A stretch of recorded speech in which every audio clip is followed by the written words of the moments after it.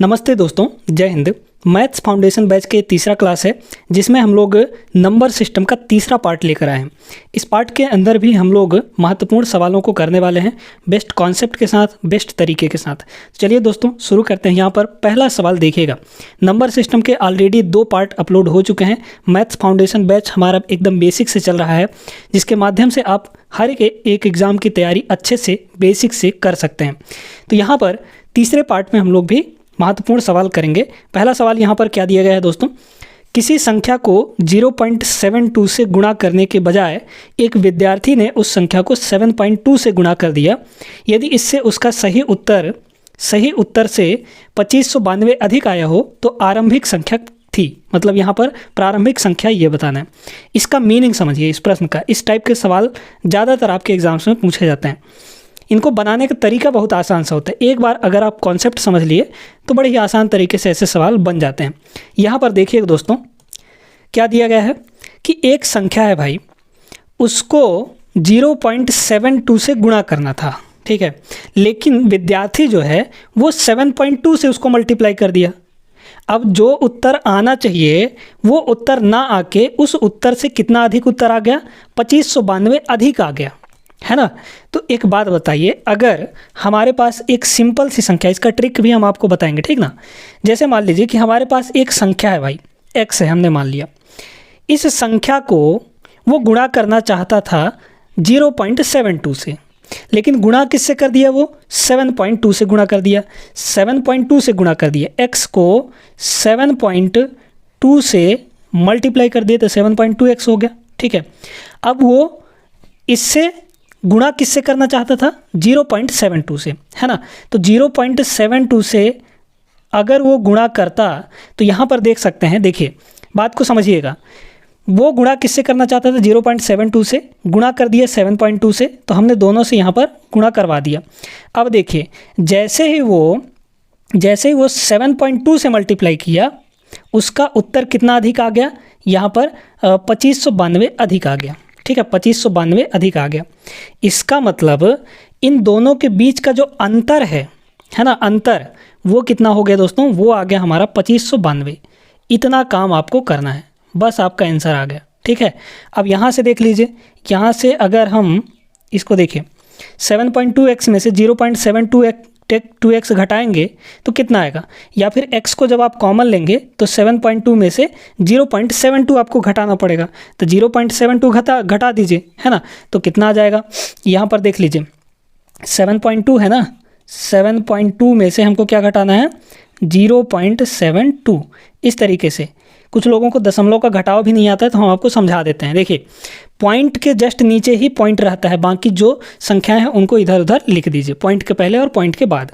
अब यहाँ पर देखिए इसको 0 कर सकते हैं आप, बिल्कुल कर सकते हैं। तो ये हुआ 10 - 2 यानी 8, है ना। फिर यहाँ पर बचा 1, तो ये सुधार ले लेगा, 11 हुआ। 11 में से आपका यहाँ पर 4 घटाएंगे, है ना, तो 11 में से 4 गया तो कितना आ जाएगा आपका, यहाँ पर ये आ जाएगा दोस्तों 4, है ना। और फिर इधर तो 6 ही बचा, यानी ये हो गया। तो 6.48 यानी 7.2 में से 0.72 घटाएंगे तो ये आ जाएगा दोस्तों 6.48, और x लगा है तो x लगा दीजिए। इधर है आपका 2592, है ना। अब यहाँ से x का वैल्यू निकाल लीजिए, x वही आरंभिक संख्या तो है ना। तो यहाँ से देख लीजिए x का वैल्यू क्या हो जाएगा, 2592 और बटा कितना हो जाएगा, 6.48। इसको आप 448 कर दीजिए और ऊपर 100 से मल्टीप्लाई कर दीजिए। क्यों ऐसा किए हैं, क्योंकि जैसे इसका पॉइंट हटेगा तो ऊपर में हमारा 2 0 लग जाएगा, है ना, 1 के साथ 2 0, क्योंकि पॉइंट के बाद 2 अंक था तो 2 ही 0 लगेगा। बात क्लियर हो गई कि नहीं। अब इसको काटना है दोस्तों, काट तो आप आराम से सकते हैं, है ना। देख लीजिए कितना आ जाएगा। यहाँ पर आप अनुमान लगाइए, देखिए यहाँ पर 6 चौक 24 होना चाहिए, है ना। ये 600 है, लगभग इसको 600 मान लीजिए। ये 600 है तो 600 का 4 गुना 2400 होगा, और 2400 में से इसमें कितना बचा, 192 बचा, है ना भाई। ये 2592 है तो 192 बचा। तो 48 चौको 192 भी तो होता है, यानी टोटली अगर देखा जाए तो 648 चौको 2592 हो जाएगा। मतलब ये सीधे सीधे हमारा 4 बार में कट जाएगा, 4 बार में कट जाएगा। और 4 का गुणा 100 में करेंगे तो ये आ जाएगा दोस्तों हमारा 400। है ना, कितना आ जाएगा 400 आ जाएगा। तो यहाँ से x का वैल्यू जो यानी जो हमारा प्रारंभिक संख्या था वो कितना होगा 400 होगा। ऑप्शन नंबर ए यहाँ पर करेक्ट आंसर बनेगा। उम्मीद करते हैं कि क्लियर हो गया होगा। अब जब भी ऐसे प्रश्न आए तो आपको सीधा सीधा क्या काम करना है, आप ऐसा करिए। देखिए अब आपको ट्रिक बताते हैं। यहाँ पर उसको गुणा करना था 0.72 से, गुणा कर दिया 7.2 से, तो इनमें पहले डिफरेंस निकाल लीजिए, है ना। तो 7.2 में से 0.72 घटाएंगे तो 6.48 आएगा।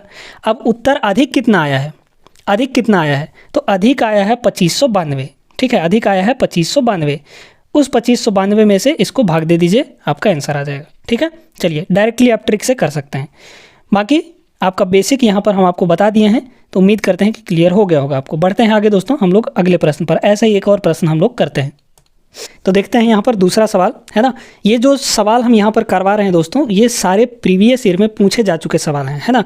आपके रेलवे हो गया और बहुत सारे एग्जाम होते हैं, सारे कॉम्पिटिटिव एग्जाम्स के प्रश्न यहाँ पर हम करवा रहे हैं जो कि प्रीवियस ईयर में पूछे जा चुके हैं।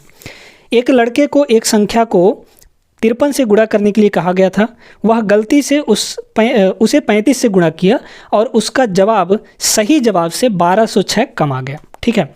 उसको गुणा कितने से करने के लिए कहा गया, उसको 53 से गुणा करने के लिए कहा गया, है ना।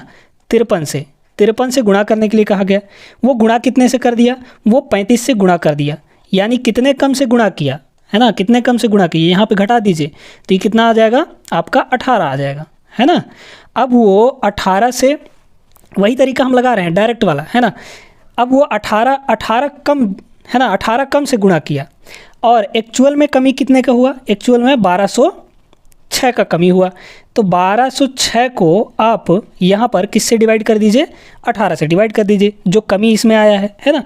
तो 18 से जैसे ही हम इसको डिवाइड करेंगे हमको प्रारंभिक संख्या मिल जाएगी, जो वो संख्या थी। डायरेक्ट इसका ट्रिक है। तो देख लीजिए, घटा दीजिए इसको, मतलब कि भाग कर दीजिए तो कितना आ जाएगा, 18 छक्के 108, है ना। बचा कितना आपका 12 बचा तो 6 हो गया, 18 सत्ते 126, है ना। यानी ये आ जाएगा आपका 67। ऑप्शन नंबर डी यहाँ पर आपका करेक्ट आंसर बन जाएगा। आप चाहें तो बेसिक से भी इसको लगा सकते हैं। सीधे सीधे आपको करना है यहाँ पर कि जवाब में कितने का कमी हुआ, है ना, 1206 का, और गुणा करने में कितने की कमी हुई, बटे कर दीजिए उसको। 53 में से 35 घटा दीजिए, 18 आ गया, आपका आंसर आ गया, ठीक है। बटे कर देंगे तो चलिए, उम्मीद करते हैं कि अब ऐसा सवाल आएगा तो आप लोग बना लेंगे। आगे बढ़ते हैं दोस्तों, अगला सवाल हम लोग देखते हैं। अब यहाँ पर अगला सवाल देखिए दोस्तों, बड़ा ही ज़बरदस्त सवाल है ना।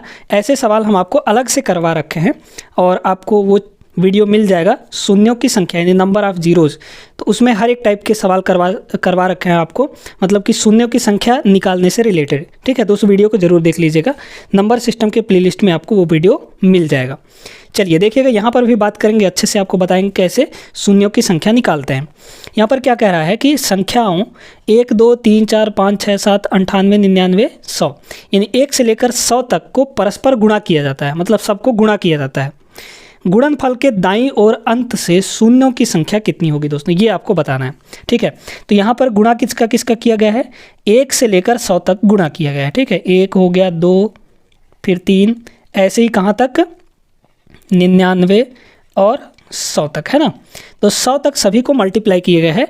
इसमें बताना है कि अगर सबको हम गुणा करते हैं और गुणनफल निकालते हैं तो अंतिम में शून्यों की संख्या कितनी होगी, यानी नंबर ऑफ जीरोज़ कितने आएंगे, ये आपको बताना है दोस्तों। तो इसका ट्रिक हम आपको बताते हैं, ठीक है। ध्यान से समझिएगा, यहाँ पर हम आपको इसका ट्रिक बताते हैं। चलिए देखिएगा, जब ऐसे मल्टीप्लाई के रूप में दिया हो, लगातार संख्याएं दी गई हों, तो आपको क्या करना है, इस लास्ट वाले संख्या को पकड़िए पहले। तो लास्ट वाले को हमने पकड़ लिया भाई, चलिए कोई दिक्कत नहीं है। इस 100 को दोस्तों आप लोग डिवाइड करिए 5 से, हमेशा 5 से ही डिवाइड करना है, क्योंकि हमको 5 की संख्या निकालनी होती है।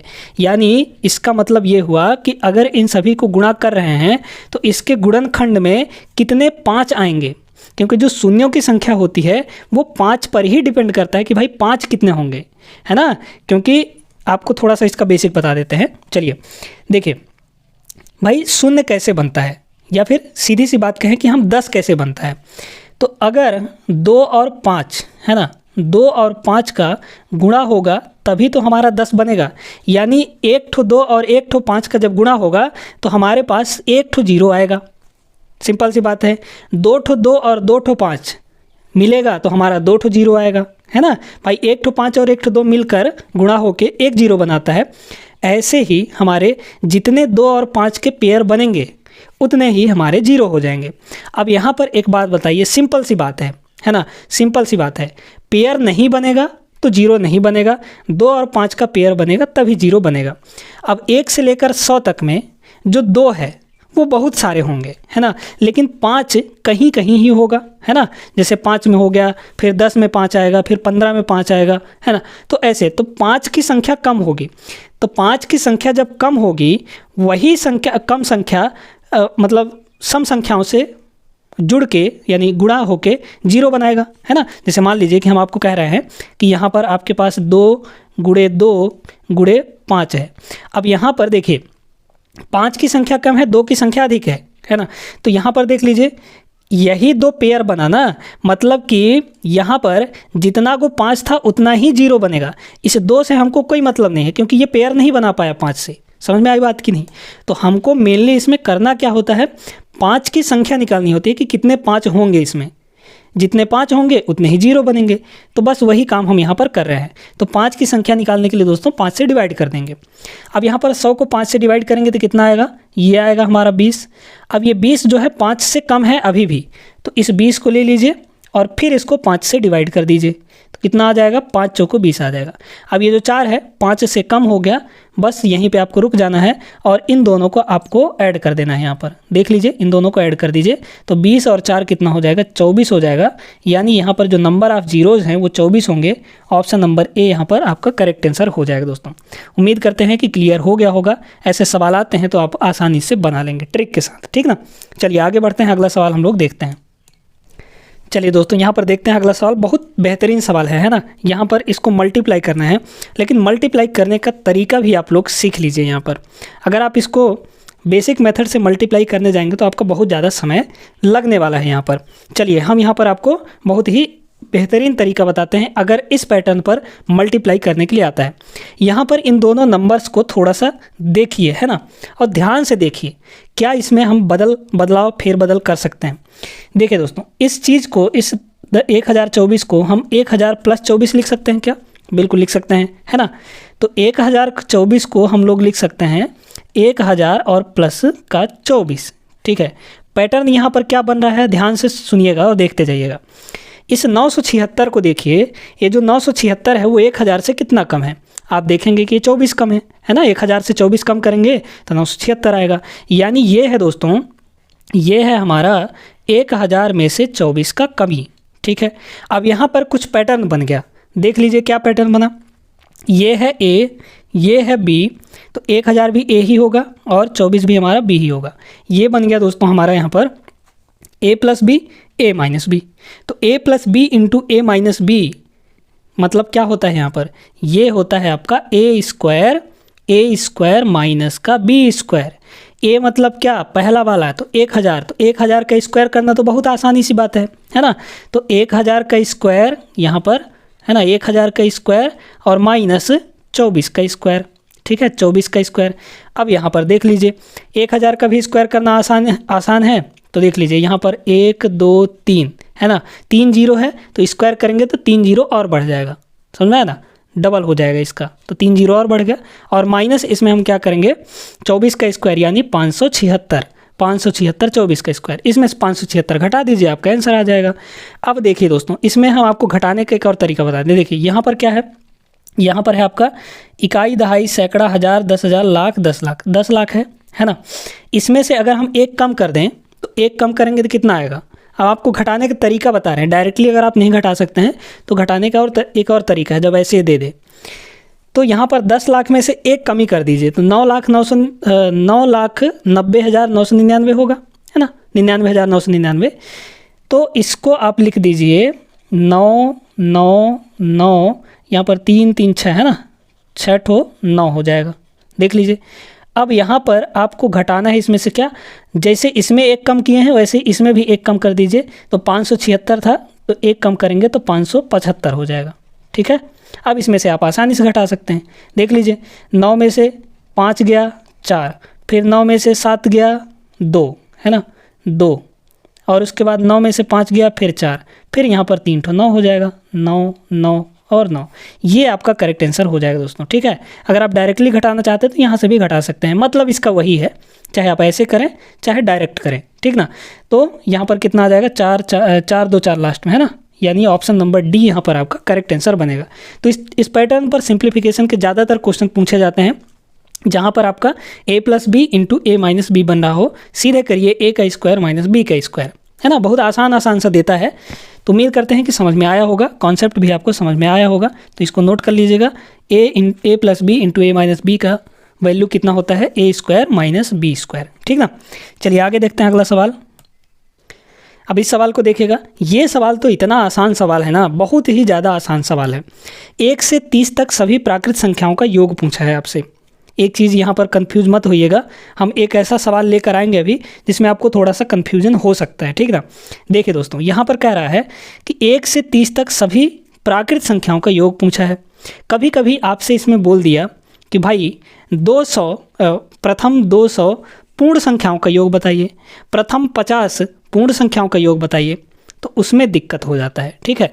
तो यहाँ पर इस चीज़ को ज़रूर ध्यान से पढ़िएगा कि क्या बोला है इसमें, प्राकृत संख्या बोला है, पूर्ण संख्या बोला है या कुछ और बोला है, तो उस चीज़ को ज़रा गौर से पढ़ लीजिएगा। 1 से 30 तक प्राकृत संख्याएँ हैं, तो प्राकृत संख्या कौन कौन सी होती हैं, प्राकृत संख्याएँ 1 हो गया, 2 हो गया, 3 हो गया, और ये हमारा कहाँ तक बोला है, 30 तक बोला है ना, 30 तक। अब इन सभी का योग निकालना है, तो सम। देखिए दोस्तों, यहाँ पर एक ही फॉर्मूला हम आपको बताएंगे, चाहे फॉर्मूले से आप लगाइए चाहे आप ट्रिक से लगा लीजिए। यहाँ पर आपको देखना क्या होता है, यहाँ पर सबसे पहले ये देखिए कि हर एक के बीच नंबर का जो गैप है, हर एक नंबर के बीच का जो गैप है, क्या वो समान है या नहीं है। तो देख लीजिए, 1 और 2 के बीच का गैप 1, 2 3 के बीच का गैप 1, मतलब सभी नंबर्स के बीच का गैप बराबर होगा। तो जब गैप बराबर होता है तो डायरेक्ट आपको क्या करना है, आपको शुरू वाला और लास्ट वाला ऐड कर देना है, ठीक है। तो 1 + 30 कितना हो जाएगा, 31 हो जाएगा, और इनटू जिसमें जितनी इसमें संख्याएं हैं, 1 से लेकर 30 तक कितनी संख्याएं होंगी, 30 संख्याएं होंगी, है ना, टोटल 30 संख्याएं होंगी। तो जितने इसमें संख्या हैं उससे मल्टीप्लाई कर दीजिए और बटे 2 कर दीजिए, आपका आंसर आ जाएगा। देख लीजिए यहाँ से कितना हो जाएगा, ये आपका हो जाएगा, इसको अगर काटें तो 2 से ये 15 बार में कट जाएगा, है ना। तो यहाँ पर 15 × 3 = 45, 450, 15 × 1 = 15, यानी 465 आ जाएगा। यहाँ पर ये हो जाएगा आपका 465, है ना। 15 से 31 में गुणा करेंगे तो 465 होगा, मतलब ऑप्शन नंबर ए यहाँ पर आपका करेक्ट आंसर होगा। तो ऐसे जब भी जिसमें गैप समान हो उसका योग करने के लिए बोले तो आपको डायरेक्ट करना है, शुरू वाले और लास्ट वाले को ऐड करना है, और उसमें कितनी संख्याएं हैं ये देखना है आपको, उसका मल्टीप्लाई करके बटे 2 कर देना है, आपका आंसर आ जाएगा, ठीक है।